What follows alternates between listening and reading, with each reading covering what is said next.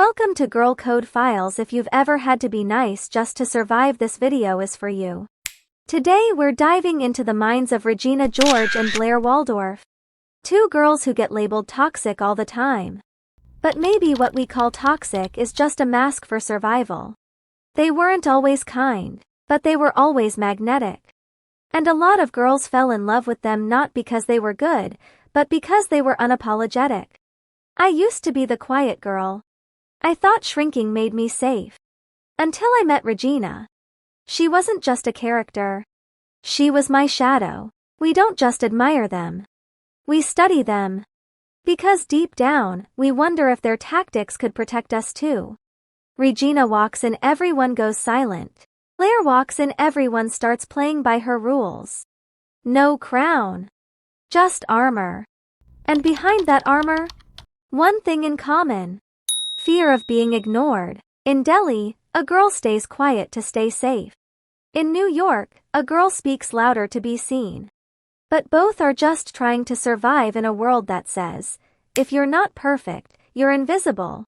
If you've ever smiled through pain, you're not just watching Blair.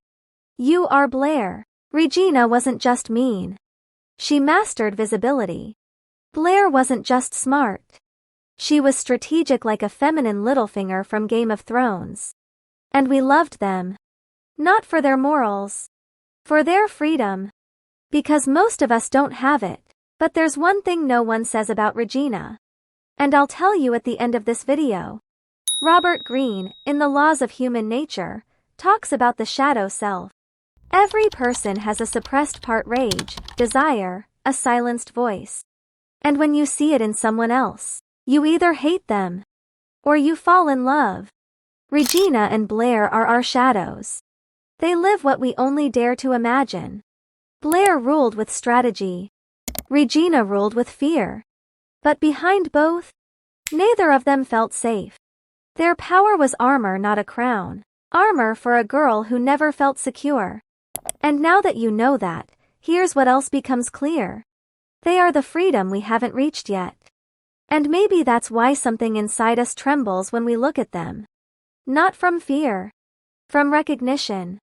Because all of us have worn the mask, played the role, stayed quiet when we should have screamed. We've all looked in the mirror and asked, if I show up as myself, who's staying? And maybe that's when Regina appeared in our minds. With that confident smile. That cold stare. That power we didn't have. And whispered, if you want to be seen, maybe you have to be like me. But now that we've seen behind the mask, we know that power was just armor, not a crown. Armor for a girl who never felt safe. And now it's your turn. You can build your power from somewhere else. Not from fear. Not from control. From the safety you create for yourself with your vibe, your choices, your presence. Real power is when you walk into a room. And the room adjusts to you. You don't have to play the game. You are the game. You're an it girl when you move to your own rhythm, not competition. You set boundaries, not control. You create impact, not chase approval.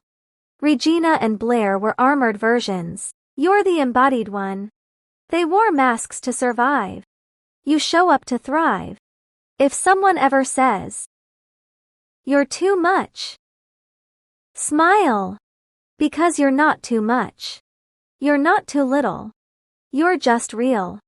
And being real is risky.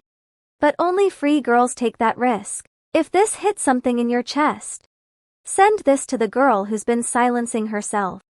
She's not toxic. She's just surviving. And if you've ever worn the mask, played the role, stayed quiet when you wanted to scream, you're not alone. Drop a comment. Do you relate more to Regina or Blair? Or maybe you're building a new version that hasn't existed yet. Watch this again when you feel yourself shrinking.